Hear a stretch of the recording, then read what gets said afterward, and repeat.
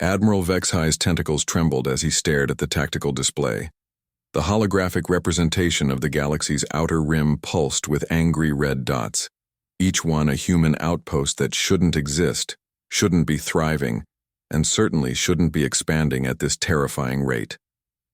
"Impossible," he whispered in his native Zelkari tongue, though the word came out as a series of clicking sounds that his translator rendered into galactic standard. "We exiled them to the dead zones. There's nothing out there but radiation storms. And rogue asteroids." His aide, a young Morthak female named Kessera, shifted nervously beside him. Her scaled hide had taken on the pale green hue that indicated deep anxiety. "Sir, the reconnaissance drones confirm it. They've not only survived the exile, they've built an empire." It had been 50 standard years since the Galactic Council had voted unanimously to banish humanity from civilized space. The humans had been too aggressive, too unpredictable, too willing to fight when diplomacy was the preferred method. Their expansion through the inner systems had made the older races nervous, and when humanity had refused to accept population, controls and territorial limitations, the decision had been swift and merciless.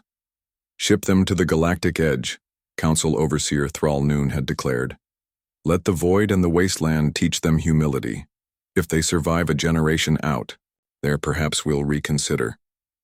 The exile had been thorough. Every human colony ship, every outpost, every individual, millions upon millions of them, had been forcibly relocated beyond the galactic spiral arms, into the cosmic wasteland where failed stars died alone, and space itself seemed hostile to life. The Council had expected extinction within a decade. Instead, Captain Elena Rodriguez had received the first transmission from the Edge 3 weeks ago. The signal had been powerful enough to punch through the interference of the galactic barrier, and its message had been simple. "This is humanity calling. We've been waiting for you to notice us." Now, as Admiral Vexhi studied the tactical display, he understood why the transmission had been so confident. The humans hadn't just survived. They had transformed the galactic edge into something unprecedented. "How many installations are we detecting?" he asked. "Initial count shows over 300 major colonies," Kessera replied, her voice barely above a whisper. "But sir, that's not the concerning part." The display shifted, zooming in on one of the red dots. What Admiral Vexhi saw defied everything he knew about galactic engineering. The humans had found a way to harness the energy of dying stars, turning stellar collapse into massive power sources. They had built mobile platforms that rode the solar winds of dead systems, extracting resources from the cosmic debris that older races had always considered worthless. Most impossibly of all, they had weaponized the void itself. "They're using dark matter streams as transport corridors," Kessera continued. "Our physics teams say it should be impossible, but the evidence is undeniable. They can move fleets across, thousands of light years in days, not months." Admiral Vexhi's blood ran cold. The inner galaxy's military doctrine was based on predictable travel times, established hyperspace lanes, and the assumption that any conflict would unfold over the course of years. If humanity could strike anywhere along the galactic rim without warning. "There's more, sir," Kessera said, her scales now a sickly yellow color. "They've been communicating with the exile zones." The exile zones. Every major galactic power had them, regions where they had banished their own criminals, dissidents, and undesirables.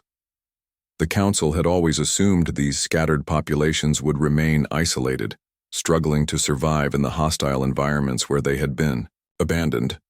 They had never considered that humanity might unite them. "How many species?" Admiral Vexhi asked.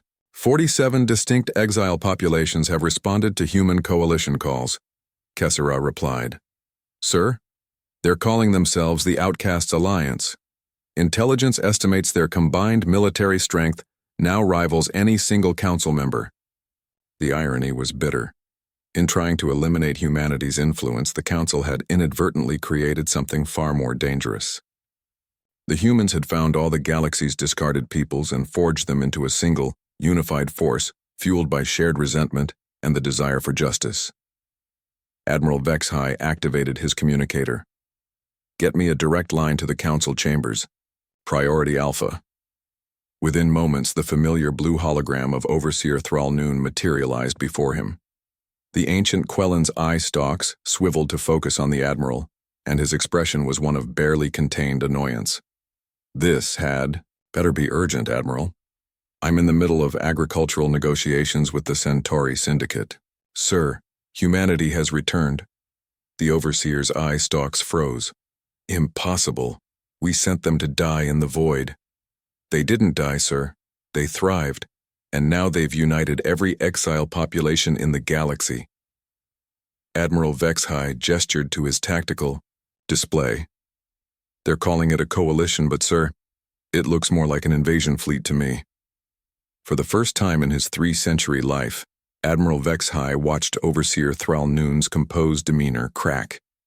The old Quellen's skin lost, its usual green luster fading to an ashen gray. How long do we have? Thrall Noon asked. Before Admiral Vexhai could answer, every display in the command center suddenly shifted to show the same image. A human woman, middle-aged with graying hair and eyes that held the weight of 50 years of exile. She wore no uniform but carried herself with the authority of someone who had led her people through the impossible.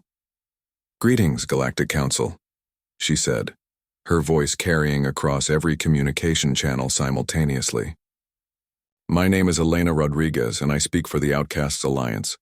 For 50 years, you've pretended we didn't exist. Now we're here to remind you that everyone deserves a place in the galaxy, even the ones you tried to throw away. The transmission cut out, leaving only silence and the ominous glow of hundreds of red dots spreading along the galactic rim like wildfire. Admiral Vexhai looked at the tactical display one final time. The edge of the galaxy was indeed burning with the light of human defiance and the united fury of the Forgotten. The Council had exiled humanity to the void. Now the void was coming home.